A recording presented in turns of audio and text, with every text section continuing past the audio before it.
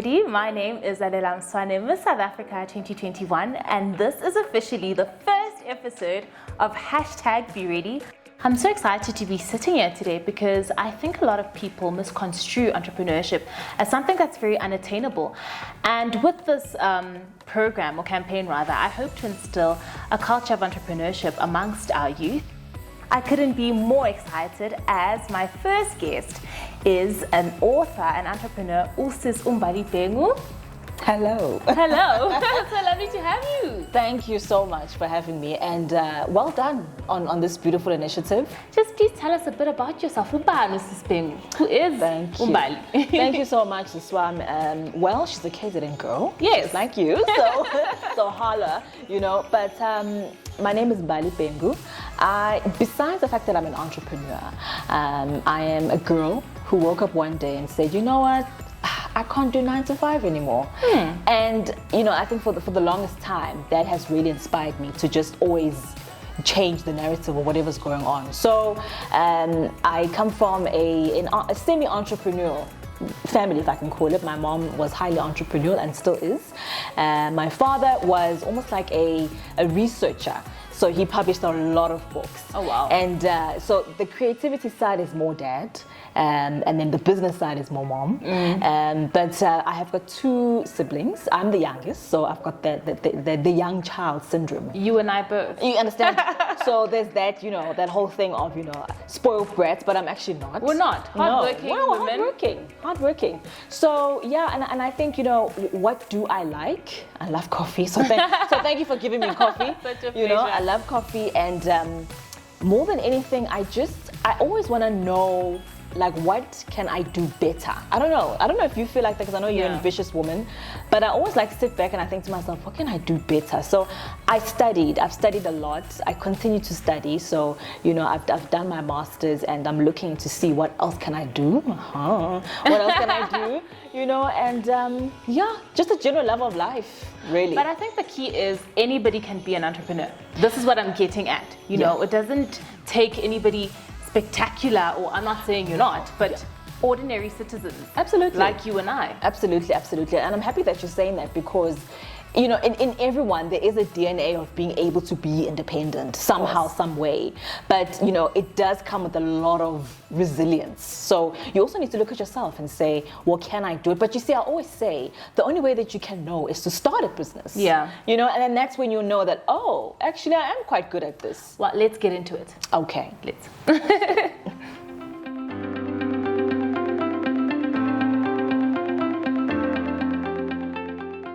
So the aim of this first session is to really get an overview of how to really establish a sustainable business enterprise.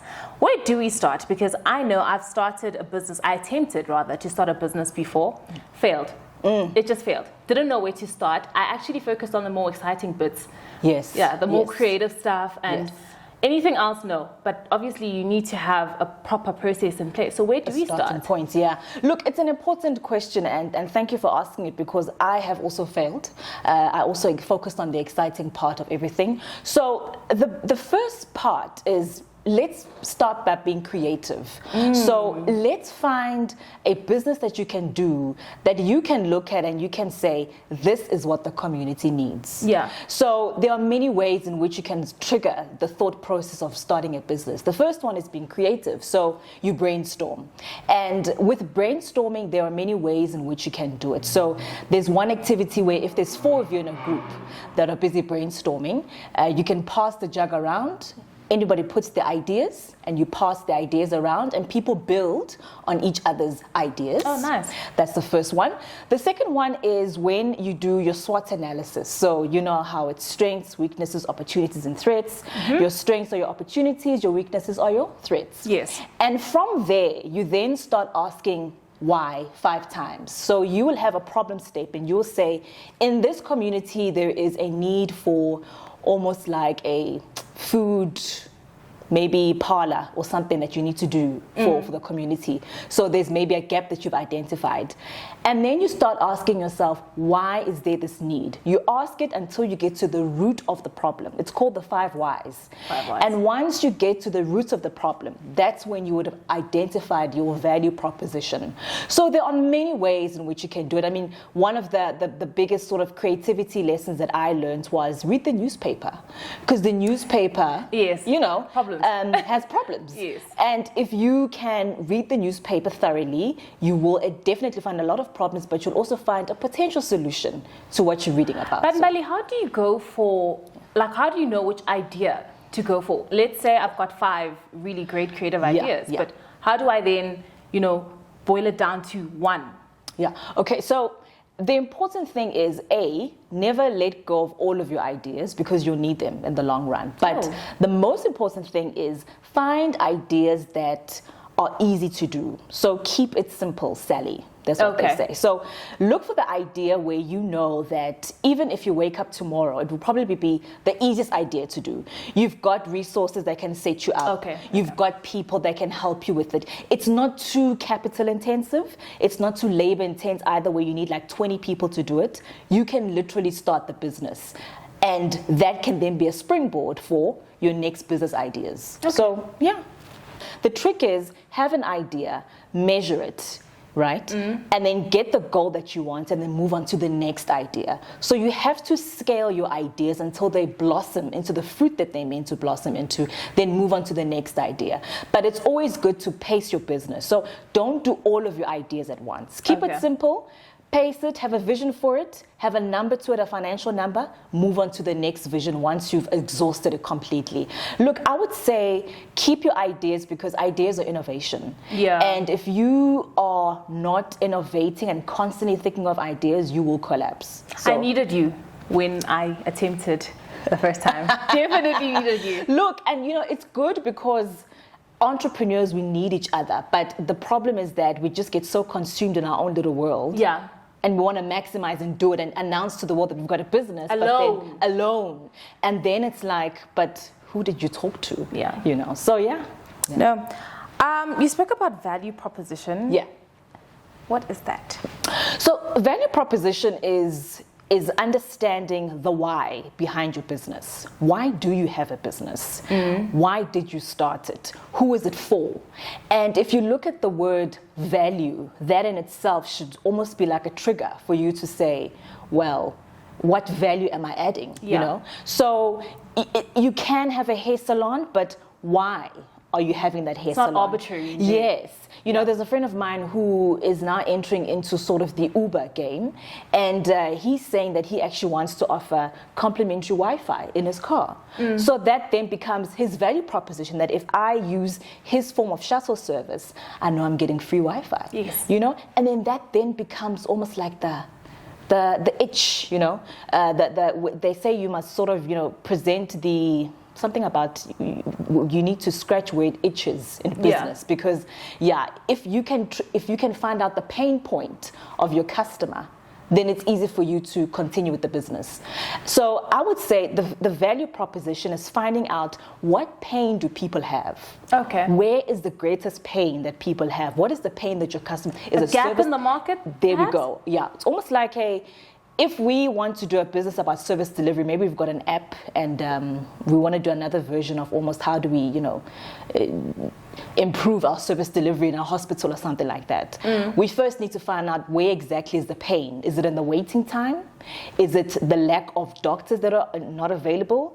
And then we can sort of address that pain through the app. And then that becomes your value. Do you then sometimes feel like, let's say I've got 5 really great ideas. Yeah.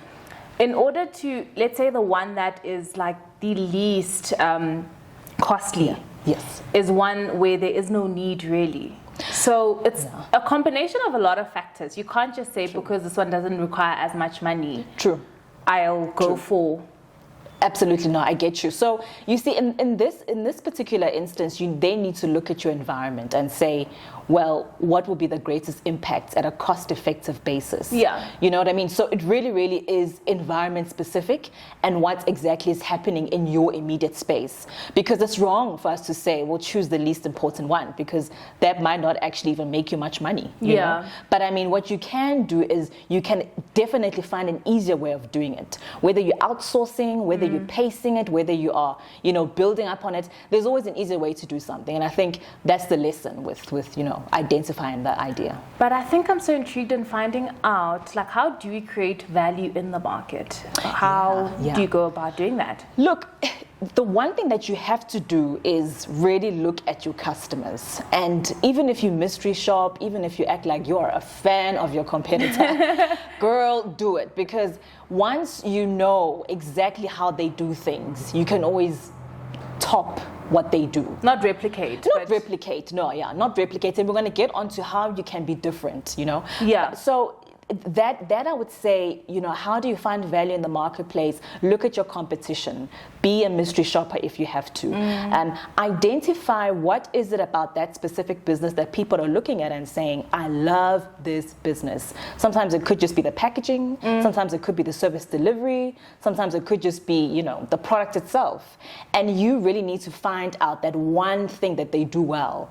And don't replicate, as you say. Yeah, be inspired, because you do need to be innovative. Absolutely. So you see, it involves a lot of planning, and that's why I always say to small businesses that unfortunately we tend to skip to registering the business. We want to register. I know all about it. I know. Please. I did it. I woke up, I had an idea. The following day, I was like registering stuff. I know.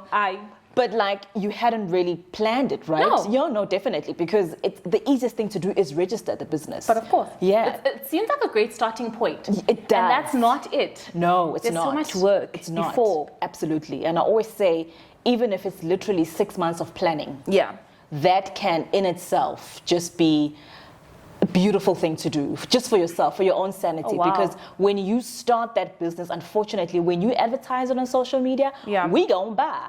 And we expect a good product. And if it is whack, we will tell you. And that's painful. But I think you're correct in saying the planning time needs to be really there.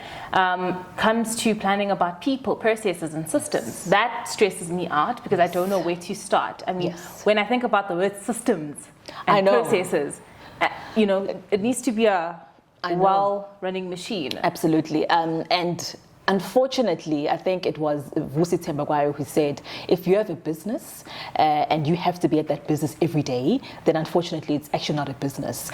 The engine needs to run without you. Oh wow. Profound. Literally, and it's such a deep thing to say because we always think that we have to be involved in our businesses. Daily. It's exhausting, let me tell you, because you will also get bored eventually. I know people say, I love my business, they even wear, you know, t-shirts, it's my baby. But literally, the business will reach a point where it needs to expand and grow. You need to be a part of that strategic thinking. And if you are so involved in packing every day, you're not going to get to that point of thinking the way forward. So I always say, and the one advice that I was given is, if you can, work in and on your business. I always used to say, no, just work on your business and then get people to work in.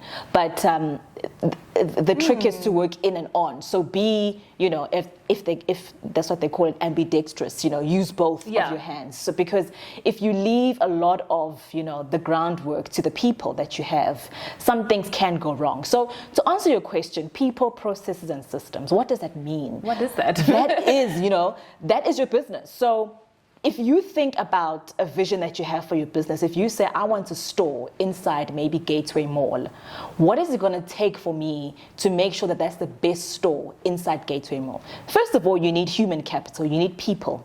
Skilled people that are working for you, with you. Yes.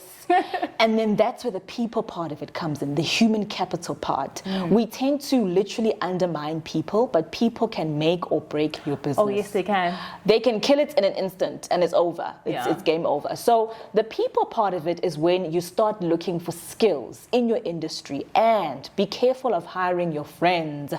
I know we want to empower each other. I know. But yeah, no, you know, and not unless you guys bounce off each other and you know each other and you're confident in what you can bring in and there's a contract involved. You're also able to differentiate between the business relationship and the friendship aspect of it all. That is very important. Critical. Yes. So if you can manage that, then power to you. But I would say the people is finding the right talent. So the next question is, you're a startup. How do you find the right talent? Because it's expensive. Yeah, I wanted to ask, how do we find the right people? Yeah, how do you find the right people? So there's literally thousands of places that you can go to. The ones that have helped me personally in my business is universities.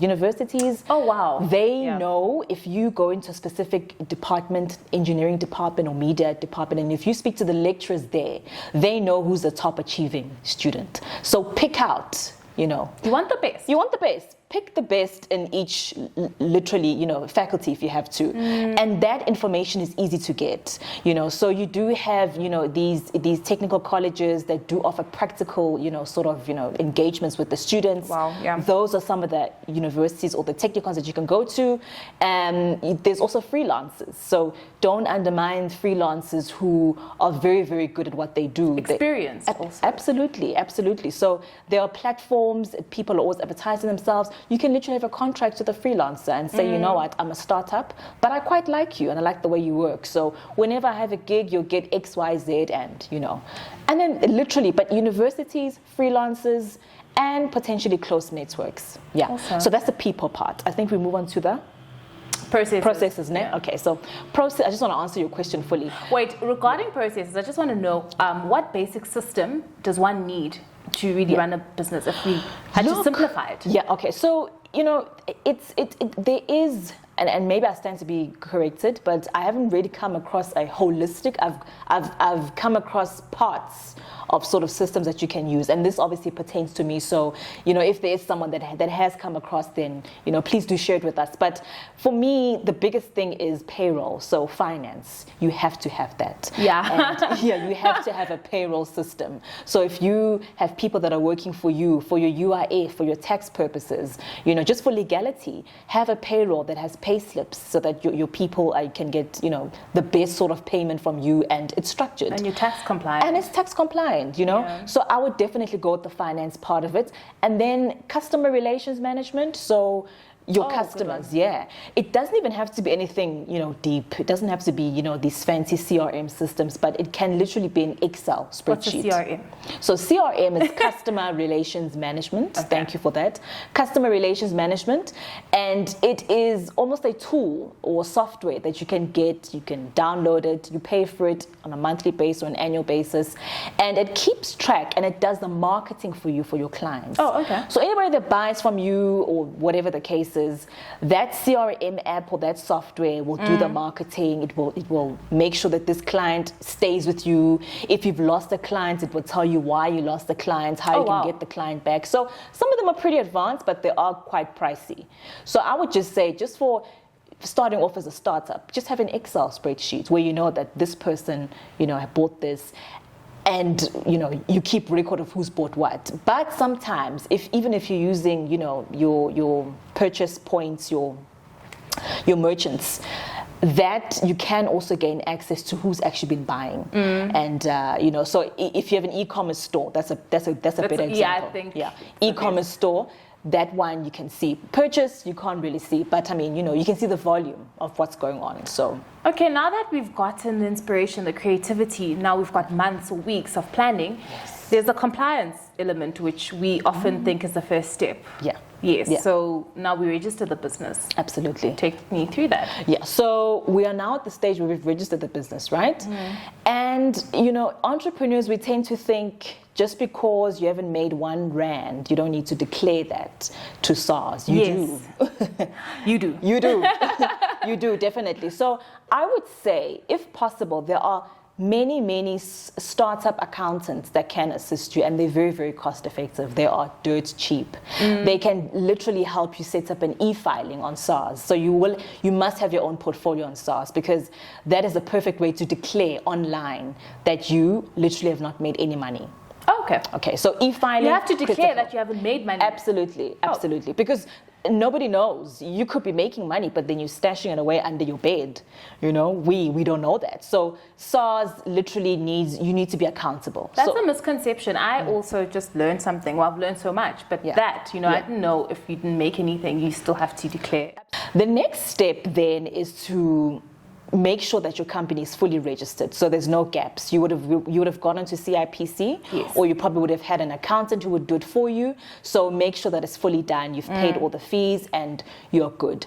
We're then looking at your BE. So your BE is a standard form, just to say that you are micro-exempt enterprise, and you would get a certificate that is valid for a year. What's a micro-exempt enterprise? So micro-exempt enterprise is your smallest company. They are literally making, I think, a threshold of 0 to, I don't want to quote the numbers, but it's like literally like you and I almost would be a micro-exempt company. Okay. You're not making more than 5 million, a year. Are they friendly towards us? Definitely, they are. So there are a lot of opportunities that would come up if you're micro-enterprise. In fact, a lot of government tenders that do come up push the narrative of trying to get micro-exempt companies to come, on board, just to empower, the micro-enterprises. So it is something of that nature, and then you would move on to your databases. So let's say you are a person who is based here in Johannesburg. You would want to register on their respective Johannesburg municipality database, just to make sure that if you are doing any jobs, let's just say you're doing a job for public works, you're on their database. They can recognize you. They've verified you. They've validated you. You are a legit company. So yeah. In addition to registering your business, you need to be on a municipal database. You should, if you are going to be doing jobs for municipalities. Okay. It's literally a requirement. Specifically for? Yes, specifically for municipalities, if you are going to be doing that sort of, engagement. But the biggest one that I think, even if you're not going to be doing any form of jobs with municipalities, is CSD, Central Supply Database, which is critical. So you have to register your company there. That's like a national database for all of the companies, no matter what you do. No matter what you do, it's literally a database that confirms your banking details. It confirms your how many employees you have. It confirms your BE. You have to upload every single document there. And that sort of database is what nationally a lot of the municipalities, the governments, and even corporates are starting to look into and sort of assess to see, have you been verified nationally? All right. So the CSD, Central Supply Database, it's quite easy to do. Some people do get other people to do it for them, but I did it myself. I did it myself and I struggled, but I did it, But it can be done. We started off with the finance part. We said there's e-filing. I just want to mention that if you are also paying for staff, your accountant would make sure that there's an EMP 201 form that is being declared to SARS. So no, don't stress about that. If you have an accountant, but it's important to know these things in the future, because you don't want to pay people and then not declare. It goes with your SARS payments, your tax payment. Okay. Yeah. So, but that's done every month. So it does get overwhelming.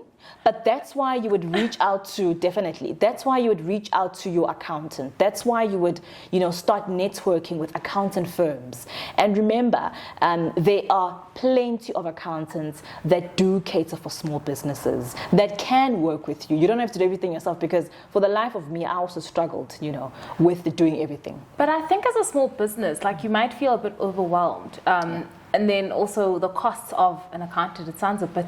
Yeah, it does. It does, but you have to do it. You do, yeah, you to be compliant. Being compliant is Definitely. everything. I'm not trying to run away from the compliance aspect, but it is a bit intimidating. It's very intimidating, but the beauty of it is that a lot of accountant firms are willing to work with you, even if it's on a monthly retainer basis, where they would do basic things for you. They would do a UIF, they would do your SARS, your tax payments, and they would just make sure that you're compliant. Okay. So that's probably the basic retainer that you can get. Anything over above that, where they then have to do management account statements and they need to backtrack for 4 or 5 years, that then gets expensive. Okay, very briefly, I've always wanted to, I mean, now you've got your products, let's just fast track. The marketing, the branding is very important. Yes. Okay. That. Yeah, I know, it is. You see, if you're not online, we don't know who you are, you know, and I'm sure you know that living in, you know, in a world that is heavily digitalized. So the first point is to make sure that we can find you online. And I would say, even if it is a basic website where we know exactly that www.xyz, you are there. Yes. You know, and obviously the content that you put on there is selling you, you know. So take pride in your website, you know, no spelling errors, no grammatical mistakes. The detail. Devil is in the detail. The devil is in the details. So take pride in your first website. And once again, there are companies that offer packages for entrepreneurs where it's literally they can do a logo, they can do an email signature, they can do a letterhead for you, and they can do like a website. But like you said, varsity students, that's where you can source. Absolutely. Yeah. So use the networks in your community. Don't be shy of going to these branding and advertising schools and saying, I just want to pick 2 students that can do a website for me and I'll pay them. That then becomes their internship. Yes. You know, you're empowering. You've empowered, you know. So definitely. So I would say let's stick to the website, and then I know a lot of people get intimidated by social media because once again, social media in itself is a full-time job. It is. You know, you put your business out there, there are people that are going to be asking, so, hey, where's my order? You know, and they try to like, you know, put you out there. Yes, that my order is late. Yeah. You know, so once again, I would say reach out to these young interns, and if you can, if possible, because social media in itself needs a lot of strategy, so sit down and do a mini content plan where you know that on a Monday this is what we're going to post, on a Tuesday we're going to post this, you know. So then there's uniformity in it. You can chop and change, you can change the color, but you know, everything kind of stays the same, so that you know you're not getting inundated, and it's easy for the person that's joining you. You can even do it yourself. You know, for the longest time I've been doing my own social media. Wow. So some of the tools that I use is Canva. Love Canva. I love Canva too. I love Canva. I stand Canva. Canva, I have downloaded it. I've also got some of these, you know, apps for, you know, whatever, for the lighting, for the cameras when you're using it. You know, so play around with the Play stores and the app stores and try and download or research on what you can do that will be attractive when we look at your brand. But I would say definitely the main elements of any branding is website, a logo, where we know that this is your logo, it's professional, it's identified. Also with the logo, make sure that it's something that we can all read. So sometimes, you know, the logos, it needs to be clear. So just focus on quality more than anything. And what else is there? There's definitely, you don't have to worry about the email signatures right now. You know, it's just, you know, but definitely if you can, also try and have a Lalela at yourbusinessname.com, you know, or .co.za, because people, they do tend to shy away from the Gmails of this world. Although there are some very successful companies that have used Gmail for the longest time. Nothing wrong with Gmail. Nothing wrong with Gmail. But, you know, we love Gmail. We love Gmail. But, you know, there are those, you know, misconceptions, you know. So, and once again, also look at the colors of your industry. So I know that this is something that's weird, but you know, I know that in the cleaning and hygiene services where I am, blue, white. To say blue. Those are the industry colors. So stick to the industry colors, you know. Salons, they use purple for royalty, you know what I mean? So research on the industry colors, understand them, so that you can blend in, so it's not too different. And I would say in a nutshell, with your social media, plan it. And with time, get someone to take over it. Thank you. Just before we go, I'd just like to know a quick summary of what it really takes to be an entrepreneur. Just 3 things, briefly. 3 things. Number 1, do not hesitate to innovate. That is probably the biggest thing. Innovate, think creatively, brainstorm, see what your competition is doing. Number 2, people. processes, systems. That's my favorite one. Okay, you got to find the right people, you got to know the process, what you're doing each day, you got to have the right system to build the engine. And then number 3, make sure that you have a vision, but most importantly, it must be a financial vision. So what are we working towards? We've got this amazing company, but what is the dream, the goal financially? It's always good to start a business, but if there's no number to it, what's the point? That's that on that. Thank you so much for joining me on my first episode of #BeReady. It was so amazing. Let's keep the conversation going on all my social media platforms. I look forward to hearing from you guys. Also remember, I myself will be embarking on my own entrepreneurial journey with my new t-shirt line called Positivities. I look forward to having you guys embark on this journey with me. Thank you so much for coming and gracing me with your presence. I've learned so much. It was very insightful. Thank you for this opportunity, and best of luck with everything. But I know we covered business lessons today, but I have a gift for you. Oh! Da-da! This is a book called Selfish, Mastering Self in a Selfish Business World. I'm presenting it to you today because it's got 28 business lessons that we never speak about as entrepreneurs. And there's also a practical page at the back where you can do a lot of exercises and use them for your business. So Can't wait. best of luck. Thank you. Love you lots.